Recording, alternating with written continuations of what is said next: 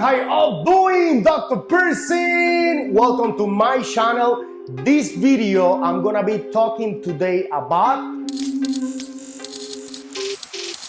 well, let me tell you, a lot of women come to me and ask me all the time if they can get their clit pierced. Let me tell you that my answer is no. So if you want to know why I say no, keep watching this video and stay tuned. Welcome back to my channel, guys. Welcome back. So let's talk about now the placement and what type of jewelry. This piercing is called vertical clitoris hood, which is VCH. Well, normally the type of jewelry that we normally use is either a bent barbell. We can use also a ring.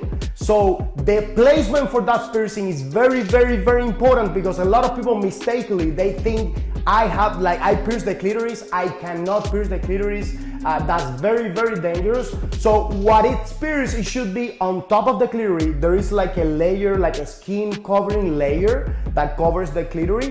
That part over there gotta be large enough for me or any piercer to actually like hang either a bent barbell or a ring. So make sure if you're gonna get your clit pierced, don't get it. Get your on top of the clitoris. It looks like a clitoris piercing, but it's not really a clitoris what is pierced.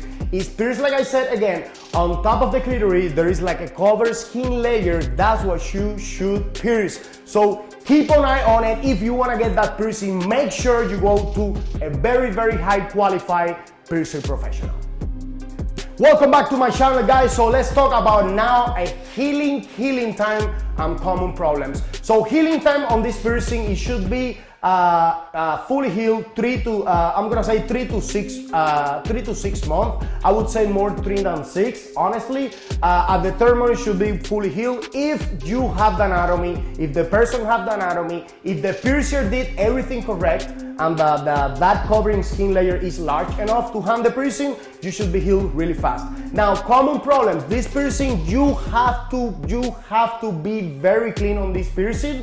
You have to clean this piercing every day, at least twice a day. I would suggest a proper solution. Don't use any cytotoxic solution, any antiseptic, any alcohol solution. It will burn really bad, and you're gonna cry. So not for real. So you should clean this piercing with a proper solution. I recommend soap and water, antibacterial soap and water, non-cytotoxic, and then some saline wash. A common problem on this piercing is, for example, if you do a piercing with a ring, what happens, that ring, if you don't clean it that often, the ring is going to accumulate some crust on the outside. So when the ring like spin and that cross part can go inside the wound, then you might get an infection. So keep an eye on that. Make sure you clean your piercing very well and very often, and stay tuned. So let's talk about now pain level. What can I tell you, guys? This piercing is very, very sensitive piercing.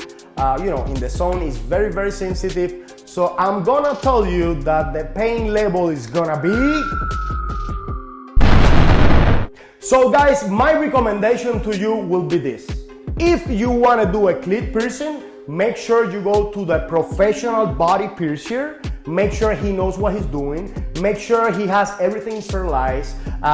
Needles gotta be, I use needle like one time use only, because that is a very dangerous piercing, and you wanna make sure the person knows what he's doing. If you don't have the anatomy on that piercing, don't do it. Like I said, it's very dangerous piercing. If you do not have the anatomy, you can get your clitoris necrotic. If you don't know what is that, it's like if you do a piercing and it cut the blood circulation, what's gonna happen?